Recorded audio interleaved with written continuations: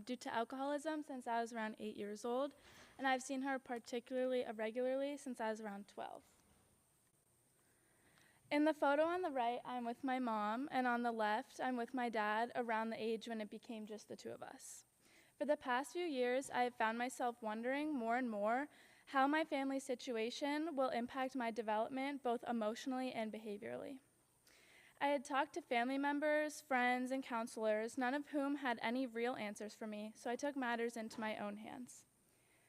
This is why I chose to research the impacts of maternal alcoholism on daughters for my capstone project. My goal is to learn about, understand, and educate others on the emotional and behavioral implications of maternal alcoholism on young girls and how to mitigate said effects. One way I can help others in similar situations is to start something akin to a Big Sister program where adolescent girls can meet with people similar to them to form strong, healthy connections with other women and girls. Per the National Institute of Health and Substance Abuse and Mental Health Services Administration, as of 2023, around 10.5%, nearly 7.5 million, of American children aged 17 and under live with a parent or caregiver with alcohol use disorder. I have found that there are two main impacts of parental alcoholism: susceptibility to future substance use and potential behavioral and emotional development issues. Due to the overwhelming proportions of the previously mentioned population, I will not accept not having the proper information to protect myself and those like me.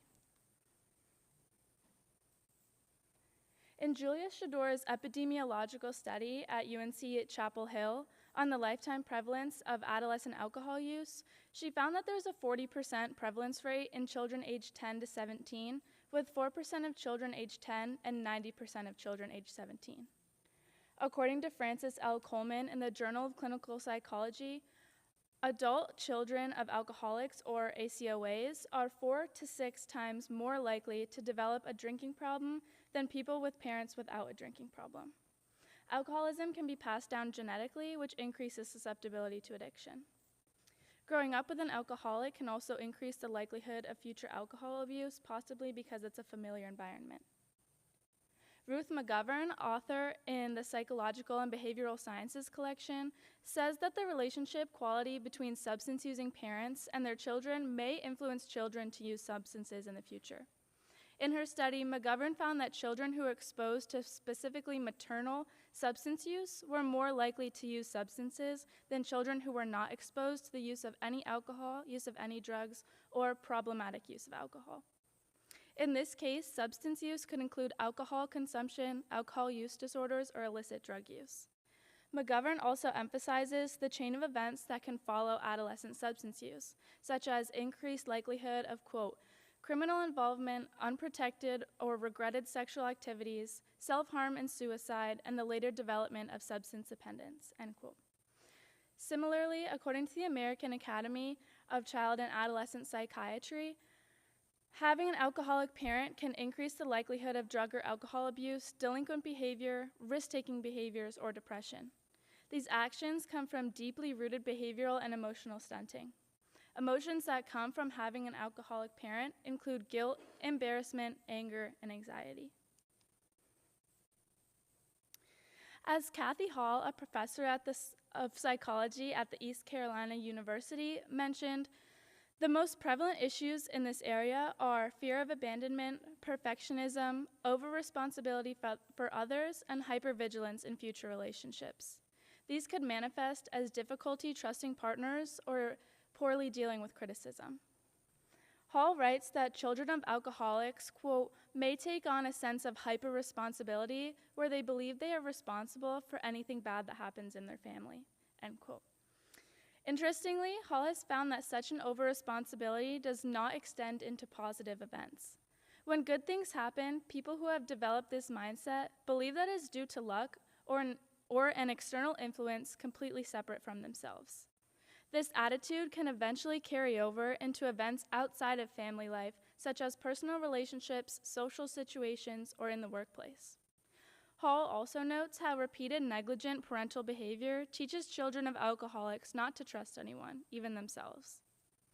Hans B. Christensen, professor at the Booth School of Business at the University of Chicago, notes that children of alcoholics had a remarkably higher risk of scoring above the 95th percentile on internalizing behavior, depression symptoms, and socially deviant behavior. Christensen also writes, quote, in families with maternal alcoholism, daughters had higher internalizing and depression scores than sons. And in families with paternal alcoholism, sons had higher internalizing and depression scores than daughters. Christensen's second statement opens an opportunity for further research on similar impacts on sons as well as daughters. Ruth Moulton, author of The Effect of the Mother on the Success of the Daughter, highlights the future development issues of daughters with absent or unsupportive mothers. Moulton states, quote, the daughter may come to feel unentitled to her victories, particularly when she sees that she has surpassed the mother. Not only that, but Moulton also underscores the importance of maternal support when she says that girls can become overly fearful of other women's disapproval and sabotage their own success as a result. Children growing up in a single-parent household generally have fewer opportunities, mainly from an economic standpoint, as it decreases access to higher education. Perhaps more importantly, the most apparent deficit of this situation is the support from one parent instead of two. Mary Waldron of Alcoholism, Clinical and Experimental Research found that parental separation is a significant moderator of risk to children of mothers who have abused alcohol in the past. Kevin Lang, a professor at the University of Wisconsin, states that children from two-parent families on average complete 1 full year more education, are over 10 percentage points more likely to graduate high school, score more than 10 points higher on standardized tests, and are substantially more likely to be married, among many other qualities. Lang goes on to write, quote, a father's presence matters for the cognitive performance and education of both sons and daughters, while mother's presence influences these outcomes mostly for daughters, end quote. This highlights the importance of mother-daughter bonds.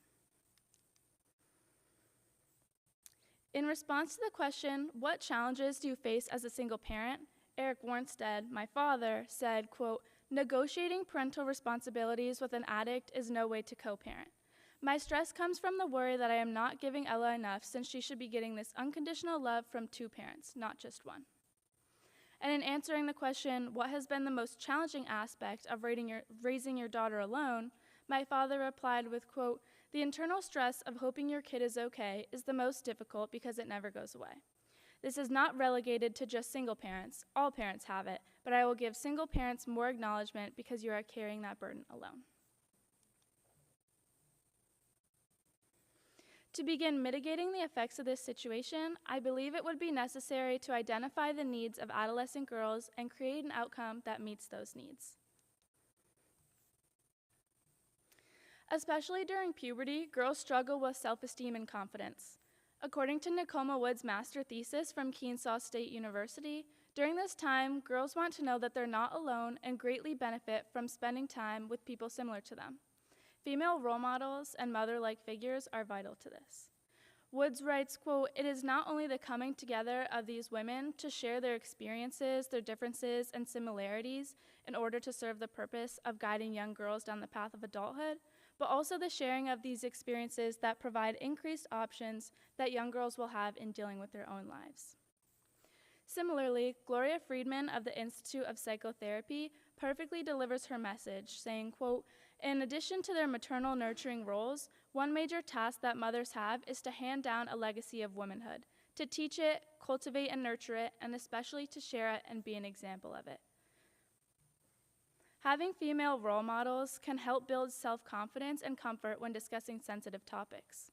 Fostering confidence in this area could later help young girls talk with their fathers about similar matters. Essentially, female role models could step into the maternal role of teaching young girls what it means to be a woman. This could be accomplished by taking advantage of the people in your community. When asking my father the question, what role do you think external support systems like friends, family, therapy, etc., play in your ability to care for your daughter, he said, quote, the community, friends, and loved ones continue to play an enormous role. You need them and you have to let them. They want to help and to be involved. This leads me to my desired outcome, which is to start a mentorship program for girls and women. Some community organizations I believe would be interested in working with me are NECA or the Community Hub. If the organizations already have a program, I would be interested in improving it or marketing it better to the community. If there isn't one, I'd like to start one. Girls in single-parent households with their fathers, with alcoholic or drug-using moms, or girls simply looking for an activity would be the target audience. This program would include activities that girls and women of all ages can do together, such as crafts, baking, or STEM-related projects. The goal of starting such a program would be to give girls in situations similar to mine the opportunity to forge new friendships with girls similar to them and make connections with female role models. A program like this would be widely accepted and valuable in the community, as multiple organizations in the Northeast Kingdom are based on community aid and value input. As of this moment, I have emailed NECA and they have yet to respond. If they say they are not interested or if it does not work out, I will contact the Community Hub with the same inquiry. Nearly 7.5 million children in America live with a parent who abuses alcohol. Living in this situation can lead to serious emotional and behavioral deficits that can even lead to an increased likelihood of the child developing future substance abuse issues. Not only that, but having an alcoholic parent likely leaves the child in a single-parent household, which can raise issues of its own. Specifically, daughters of alcoholic mothers are stunted by not having the right role model. I believe this may be a serious problem in our community, which is why I will continue to make my goal a reality even after Capstone Day. Thank you all for listening. My sources are available upon request.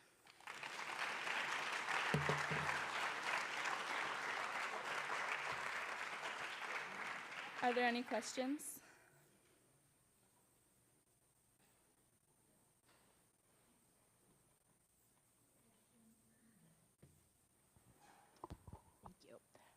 Did you find anything in your research about benefits to older girls of being mentors to younger kids? I did not. That was something that I was hoping to look into, but couldn't just due to time constraints. But my understanding is that it would likely be mutually beneficial, as it's just continuing to form new connections with new people.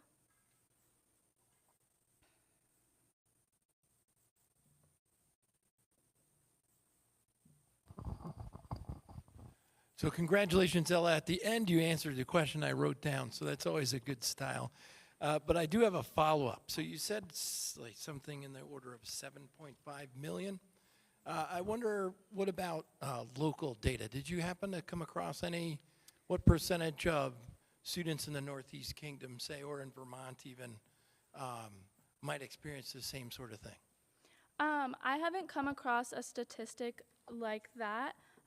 Especially in Vermont, numbers like that are limited and somewhat outdated. So I felt it was more relevant to just keep the national statistic in there. But I didn't quite come across a relevant Vermont or Northeast Kingdom number.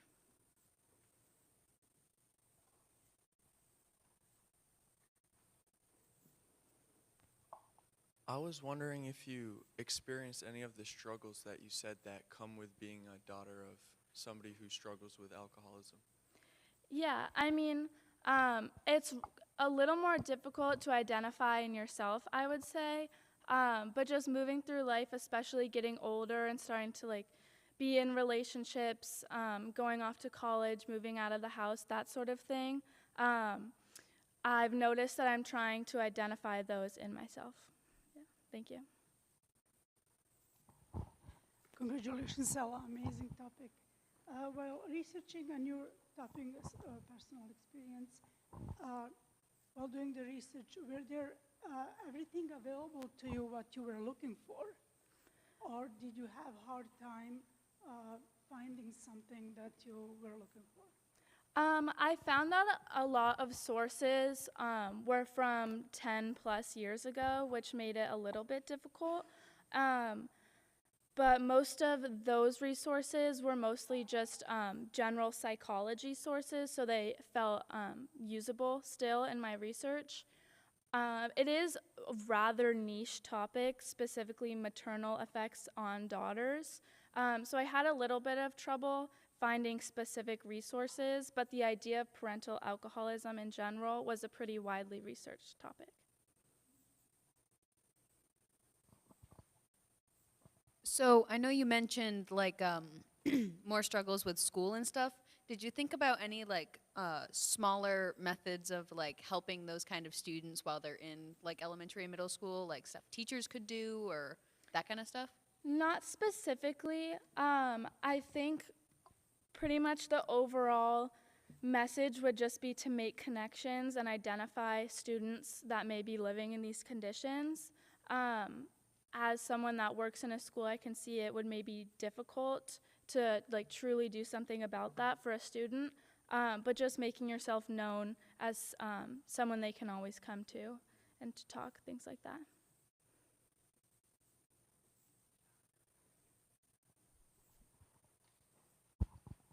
What sort of training or recruitment strategies would you use to identify people who might be good mentors for this program that you're hoping to start? Ideally, they would be other daughters of alcoholics. However, I think that almost any woman in the community would do a wonderful job at being a mentor and just handing down, like I mentioned, like the legacy of womanhood. I think that would be very beneficial, especially to girls without a mother figure in their life.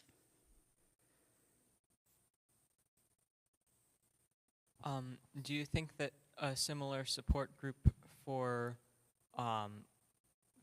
women who are beyond high school could also be beneficial? And as someone who's about to graduate from high school, how do you see that potentially being something that you could implement? Yeah, I mean, I think that would be very beneficial, something just like a support group or that kind of thing. What I really was thinking would be beneficial would just be being a part of these groups. Even knowing that you're helping someone else could be helpful to you internally. So I think that would be a big one. Even though it's with younger girls, knowing that you're helping someone else could help you a lot mentally through the same situation.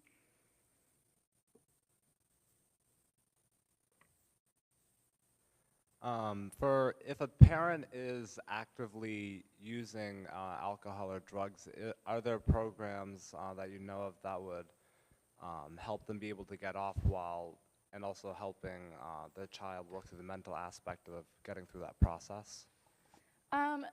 I'm sure that there is, especially in the state of Vermont, but there's none that I know of.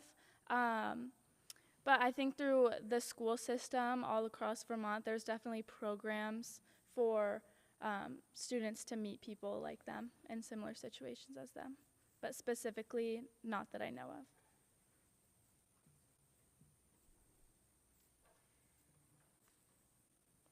Thank you.